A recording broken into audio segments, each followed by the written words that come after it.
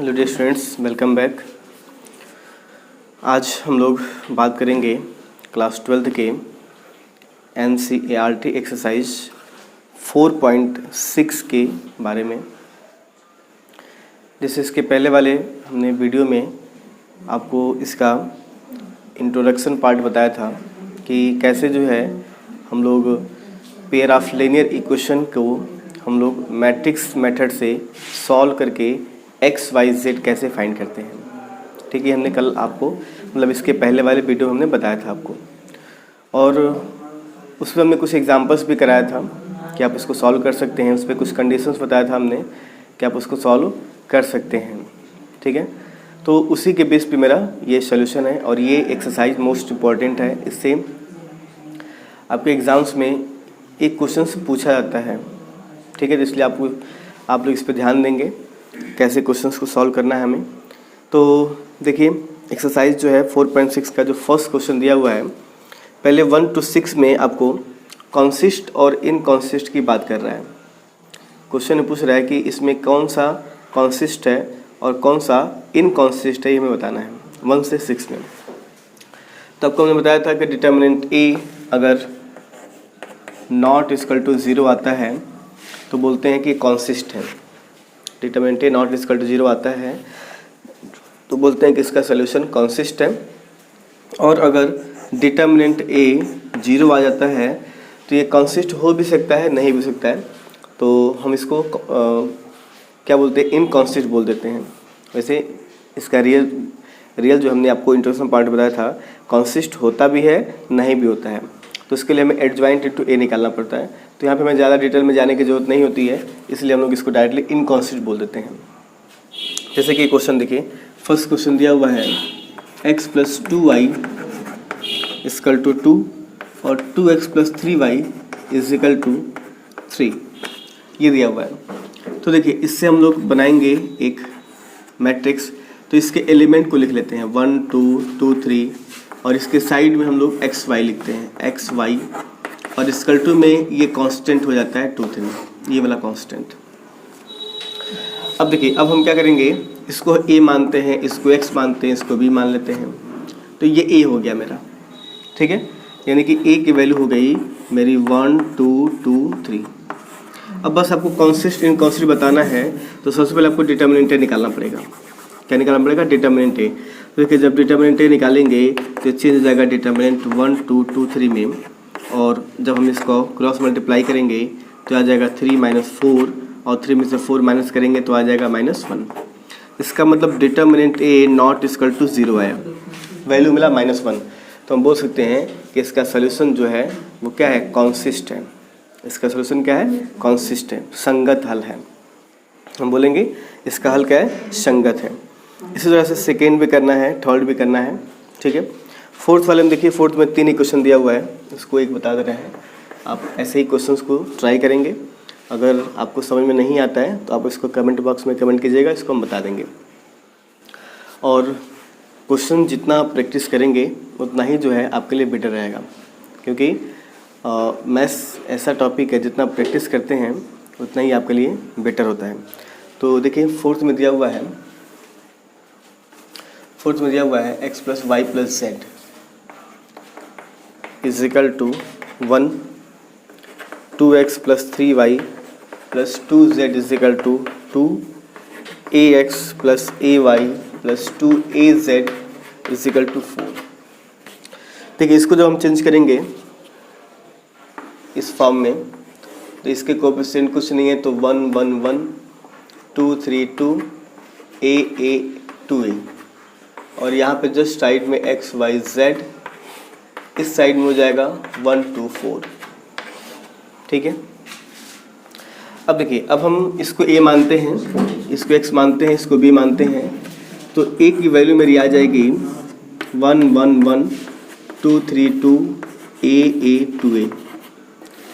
अब हम इसका डिटर्मिनेंट निकालते हैं, देखते हैं क्या आता है। तो डिटर्मिनेंट फाइंड करेंगे इसमें हम लोग। तो पहले इसको लेते हैं, 1 को, 3 ऑर्डर का है ना, तो रो और कॉलम को ढकते हैं। 1 को लेंगे तो देखिए मेरा वैल्यू कुछ इस तरह से आ जाएगा। इसके कॉलम रो को ढकेंगे तो कितना हो जाएगा? 3 × 2 = 6a - 2a, क्रॉस मल्टीप्लाई, इस 1 को लेते हैं तो नेगेटिव लग जाता है। अब इसके कॉलम लोग को उठाएंगे, 2 2 जा 4a माइनस 2a। फिर इस 1 को लेंगे लास्ट में, अब इसके कॉलम लोग को उठाएंगे तो 2a माइनस 3a। ठीक है, यानी कि ये डिटर्मिनेंट a की जो मेरे वैल्यू आ गई वो कितनी आ गई, 6a में से 2a माइनस करेंगे तो आ जाएगा 4a, माइनस 4a में से 2a माइनस करेंगे तो ये आ जाएगा 2a, और 2a में से माइनस 3 करेंगे तो माइनस a, यानी कि डिटर्मिनेंट a की वैल्यू आ गई a। यानी कि यहाँ भी determinant a not equal to 0 आया, तो हम बोल सकते हैं कि देन इसका सोल्यूशन जो है मेरा क्या है, वो कंसिस्ट है। ये क्या कर रहा है, कंसिस्ट कर रहा है। ठीक है, तो कंसिस्ट है ये, डिटर्मिनेंट a की 0 नहीं आई तो हम बोलेंगे क्या है ये, इसका सोल्यूशन जो है कंसिस्ट है। क्लियर है। तो इधर क्वेश्चन नंबर 4 था हमारा। जब 3 ऑर्डर का रहेगा तो हम ऐसे करेंगे। इसी तरह से क्वेश्चन नंबर 5 और 6 भी हम कर सकते हैं। ठीक है ना। देखिए अब ये क्वेश्चन नंबर 7 है। अब इसमें हमें क्या करना है कि एक्स वाई जेड फाइंड करना है। अब हमें यहाँ पे सॉल्व करना है, एक्स वाई जेड हमें एक्स वाई फाइंड करना है। इसमें 2 ही है, एक्स वाई है, 2 वेरिएबल्स हैं। तो इसके पहले में केवल हमें कॉन्सिस्ट इनकॉन्सिस्ट बताना था, अब यहाँ पे सॉल्व करके हमें एक्स वाई जेड बताना है। तो देखिए इसको भी लिखने का तरीका पहले वही होता है सॉल्व करने के लिए। हमने इसको इंट्रोडक्शन पार्ट में बताया हुआ है, इसीलिए हम कहते हैं कि जो भी इंट्रोडक्शन पार्ट मिले उसको आप ध्यान से देखिए।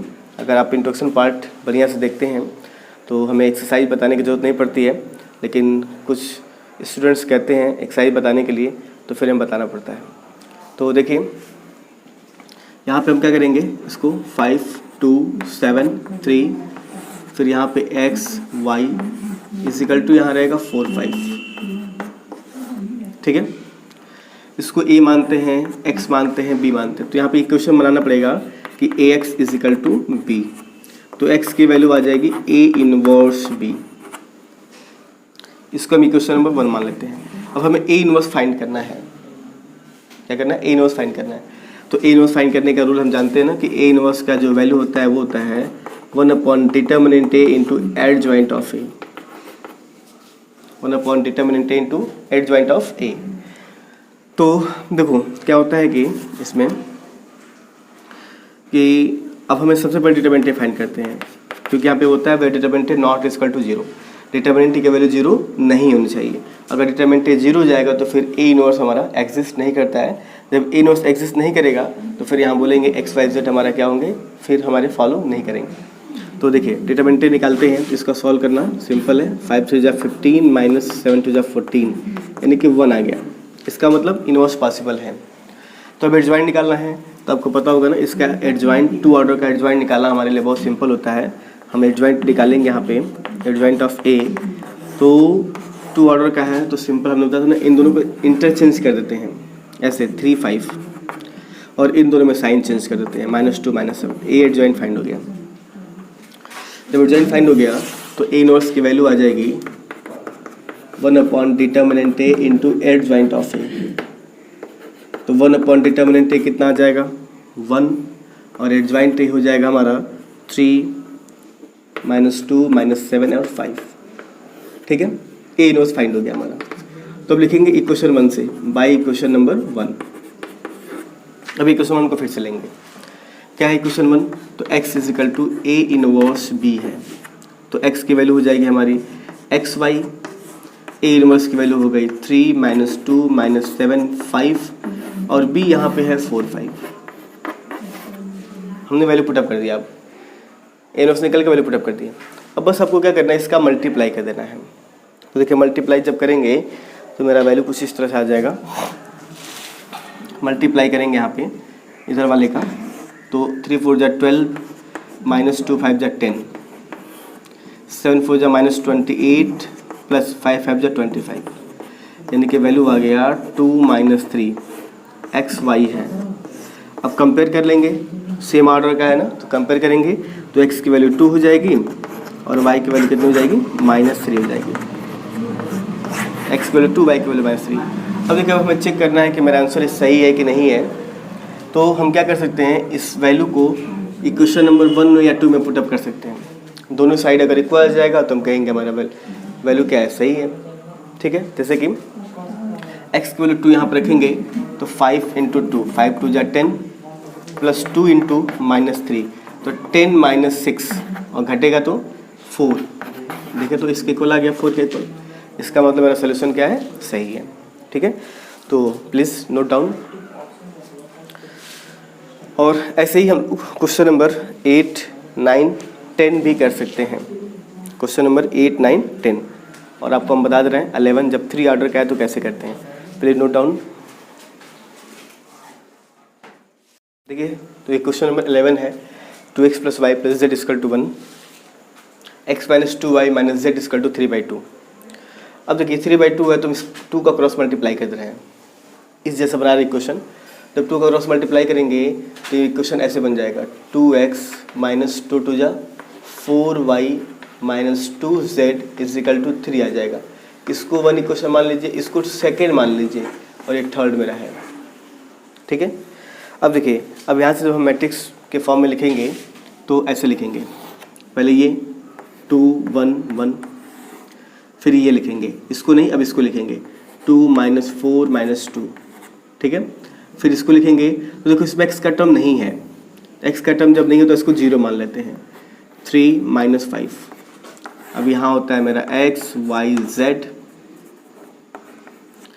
इधर होता है कांस्टेंट 1 3 9, 3/2 को हमने कन्वर्ट कर दिया 3 में।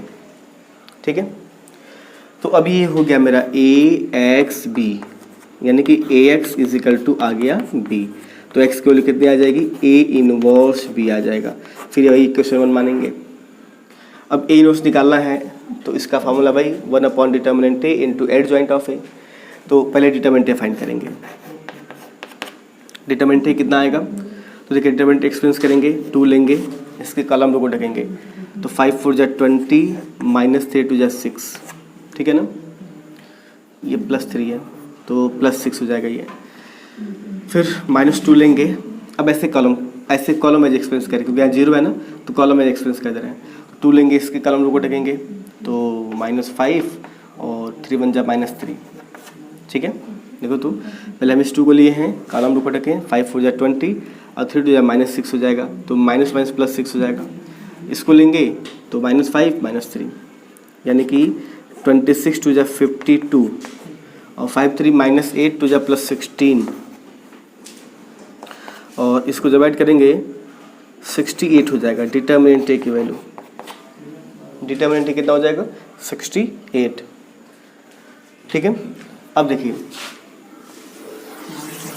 68 हो गया। अब जो है हमें फाइंड करना है ए इनवर्स, तो इसके लिए हमें फाइंड करना पड़ेगा क्योंकि फॉर्म होता है 1 determinant A into adjoint of A. अब हमें एडजॉइंट ए निकालना है, तो एडजॉइंट निकालने का रूल होता है कि ए का को फैक्टर निकालते हैं और उस को फैक्टर का ट्रांसपोज कर देते हैं, क्या करते हैं ट्रांसपोज, तो एडजॉइंट ए फाइंड हो जाते हैं। तो देखिए हम क्या कैसे निकालते हैं एडजॉइंट ए, तो पहले को फैक्टर निकालते हैं, को फैक्टर ऑफ ए। तो क्या क्या निकलेगा, A11 A12 A13 A21 A22 A23 A31 A32 और A33 लास्ट में। ठीक है, तो देखते हैं क्या आता है वैल्यू मेरा। देखिए A11 लेंगे, इसके कारण रो को ढकेंगे तो वही आएगा मेरा 20 और +6 हो जाएगा। A12 लेंगे, इसके कॉलम को उठाएंगे तो 5 2 जा -10 -0 हो जाएगा। इसको लेंगे तो 3 2 जा 6 -0 हो जाएगा। A21 लेंगे इस एलिमेंट के, इसके कॉलम को उठाएंगे तो -5 -3 हो जाएगा। A22 लेंगे, इसके कॉलम को उठाएंगे 5 2 जा -10 -0 हो जाएगा। समझ में आ रहा है ना। इस 2 3 को लेंगे, इस कॉलम को ढकेंगे 2 3 जा 6 -0 3 1 तो -2 और +4 हो जाएगा। 3 2 लेंगे, इसके कॉलम को ढकेंगे तो ये आ जाएगा, कॉलम को ढकेंगे तो 2 2 जा -4 -2 और 3 3 लास्ट में लेंगे तो 4 2 जा हो जाएगा -8 -2। अब साइन चेंज करेंगे, तो देखो साइन डायरेक्टली हम चेंज कर रहे हैं, -1 के पावर 1 + 1 तो ये पॉजिटिव आ जाएगा। 1 पावर में -1 के पावर में 3 टाइम्स नेगेटिव मल्टीप्लाई करेंगे तो माइनस, ये plus minus plus minus plus minus plus, type ने कर दिया, साइन चेंज कर दिया। आपको पता है ना -1 के पावर क्या होता है, i + j, उसी साइन चेंज कर दें। तो ये हो जाएगा 26, ये हो जाएगा +10, 6 8 -10 6 नेगेटिव 2 6 -10, ये निकल गया हमारा को फैक्टर, जिसको हम b के फॉर्म में लिख लेते हैं। b के फॉर्म में सबको इकट्ठा एक जगह कर लेते हैं।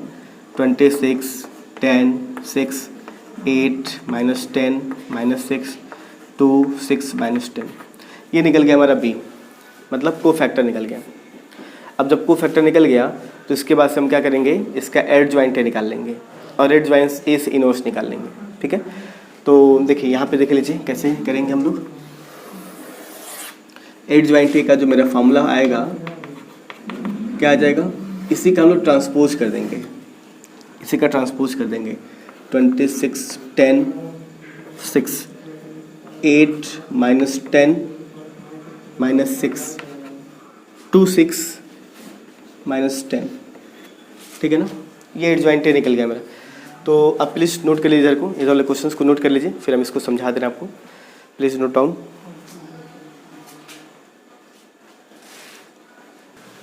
देखिए एडजॉइंट निकाल लिया तो ए इनवर्स हमारा क्या हो जाएगा, 1/डिटर्मिनेंट ए इंटू एडजॉइंट ऑफ ए। तो 1/डिटर्मिनेंट ए क्या हो जाएगा हमारा, डिटर्मिनेंट हमने निकाला था 68, एडजॉइंट ए निकल गया मेरा 26 8 2 10 -10 6, और उसके बाद से जो है 6 -6 -10, ये निकल गया ए इनवर्स। तो बाई इक्वेशन 1 लेंगे तो क्या है इक्वेशन 1 में, x = ए इनवर्स b है, तो x की वैल्यू हो गई हमारी XYZ, ए इनवर्स हो गया हमारा, ए इनवर्स की वैल्यू हो गई 1/68 इंटू 26 8 2 10 -10 6 6 -6 -10, और b हमारा था, b की वैल्यू थी हमारी 139, ठीक है। तो अब देखो, अब इसका मल्टीप्लाई करेंगे, XYZ = 1/68, 26 1 = 26 प्लस 8 3 = 24 प्लस 9 2 = 18, 10 1 = 10 -30 और 9 3 = 54, ठीक है। 6 1 = 6 18 -90, तो ये हो जाएगा XYZ 1/68, इसको जोड़ेंगे 68 ही हो जाएगा, इसको जोड़ेंगे 34 हो जाएगा, इसको ऐड करेंगे 190 और 18 108, 108 में से 6 माइनस करेंगे तो हो जाएगा -102, ठीक है। अब देखिए, अब इस 68 का अंदर डिवाइड कर देंगे, जब अंदर डिवाइड करेंगे तो देखिए क्वेश्चन क्या हो जाएगा मेरा,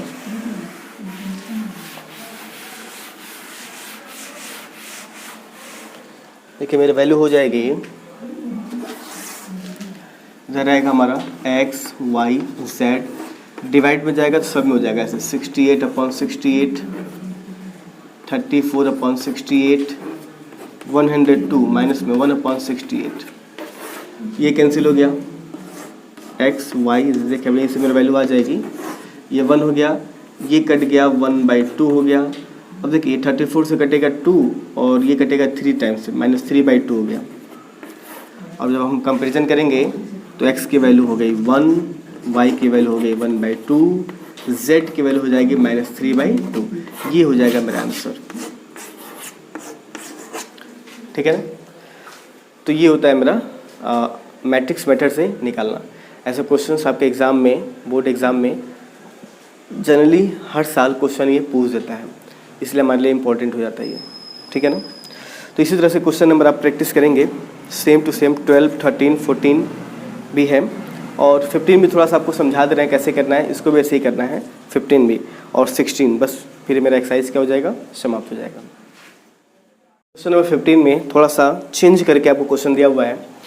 पहले क्वेश्चन में दिया हुआ है ए दिया हुआ है, इससे आपको कह रहा है कि ए इनवर्स फाइंड कीजिए। तो भी जस्ट हमने ए इनवर्स निकालना आपको बताया है पहले क्वेश्चन में। ए इनवर्स को हम लोग कैसे निकालते हैं, 1 determinant A into adjoint of A निकाल लेते हैं। 1 डिटर्मिनेंट ए एक्सपेंस कर लेंगे, एड ज्वाइंट ऑफ ए अब हमने बताया कोफैक्टर निकाल के उसका ट्रांसपोज कर देंगे, सेम वैसे निकाल लेंगे। कह रहा है कि उसका हेल्प लेके हमें इस सोल्यूशन को बताना है। तो देखो अगर हम इसको चेंज करें एक्स वाई के फॉर्म में तो 2 - 3 5 3 2 - 4 1 1 - 2 एक्स वाई जेड इधर रहेगा कांस्टेंट 11 - 5 - 3। तो एक बात देखिए ये ए है, इसको एक्स मानते हैं इसको बी मानते हैं, तो इक्वेशन क्या बन जाता है a x equal to b, तो x equal to a inverse b आएगा। तो फिर आपको इनवर्स फाइंड करना पड़ेगा।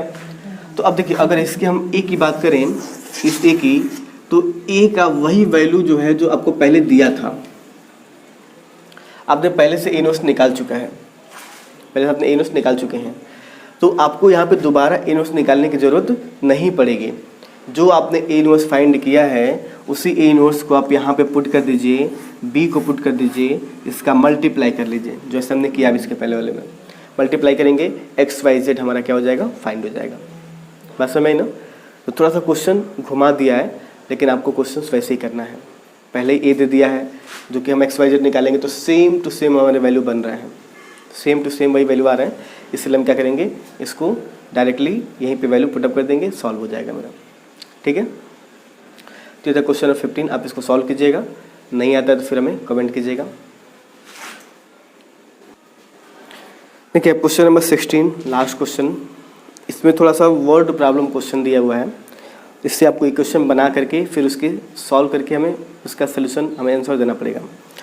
जैसे क्वेश्चन बोल रहा है कि 4 kg ऑनियन प्याज, 3 kg आपके जो है वीट है गेहूँ और 2 kg राइस, 2 किलोग्राम जो है चावल है, उन सबको मिला के उसको 60 रुपीज़ देने पड़ रहे हैं। ठीक है ना?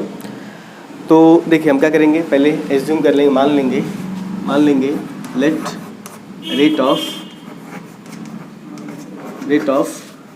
1 kg onion equal to x, rate of 1 kg wheat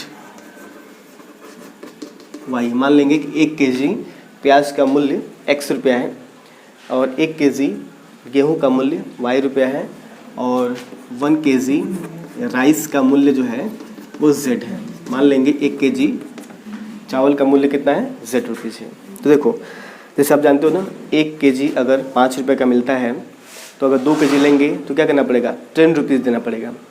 तो ऐसे हमें x kg ले रहे हैं तो हमें कितना पैसा देना पड़ेगा, तो हमें 4x देना पड़ेगा, 4x plus 3y plus 2z और सबको मिला के हमें 60 रुपीज़ देने पड़ेंगे। ठीक है ना? तो देखिए ये हो गया फर्स्ट इक्वेशन। फिर सेकेंड बोल रहा है कि 2 kg ओनियन ले रहे हैं, तो 1 kg का x है, 2 kg का कितना हो जाएगा 2x और 4 kg वीट है तो 4y, 6 kg राइस है तो 6z इक्वल टू टोटल का रेट हमारा 90 रुपीज़ हो जाएगा। फिर थर्ड इक्वेशन दे रहा है 6 kg ओनियन, 6x और 3 kg 2 kg वीट और 3 kg जो है हमारा राइस है, टोटल मिला के 70 रुपीज़ हो रहा है। देखिए क्वेश्चन बन गया। अब इसी को हमें सॉल्व करके हमें पूछ रहा है कि ओनियन का, वीट का और राइस का रेट क्या होगा हमें बताना है। तो देखो इसको भी ऐसे हम लोग करते हैं जैसे हमने पहले किया है, 4 2 6 3 4 2 2 6 3, यहाँ हो जाएगा एक्स वाई जेड, यहाँ हो जाएगा 60 90 70। ठीक है, अब जो है हम इसी को सॉल्व करेंगे, ये ए हो जाएगा। अब ऐसे ही जैसे में किए हैं ए एक्स बी, तो a x is equal to हमारा बी हो जाएगा, तो x equal to a inverse B.